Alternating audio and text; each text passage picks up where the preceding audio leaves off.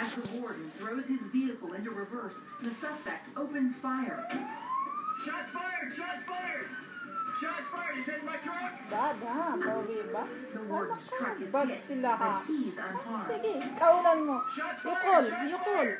Yukol. The suspect takes off Call in mo his sila, car once call. again, but now deputies Wallace and Cummett Call mo. are also on his Sige, call tail. mo, dali. Shots fired. Bad, nakaos. Bad ha. One of the rounds has struck Bad, his truck. it's gonna be on The YouTube, thought was, man. we gotta catch him and stop him before he gets to the village of Bruce, because it's time for the kids to get out of school. But the driver changes his route and turns off the main road. The other officers take the lead in the pursuit from Warden Beery. Careful, guys. He's got a gun. Be careful. He's got a gun. Deputy Wallace maneuvers his vehicle to get the suspect off the road.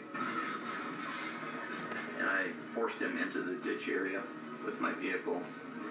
Off camera, Deputy Cummett rams the suspect and his car is immobilized. But the driver won't wave the white flag. He pulls out his gun and starts blasting.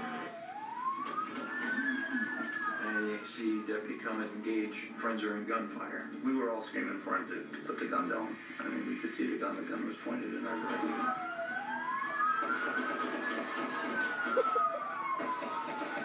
I know Deputy Wallace, Warden Perry, and myself had fired rounds. It was undetermined whose round killed Frenzer at that time. After a heated exchange of fire, driver Rudolph Frenzer is killed at the scene.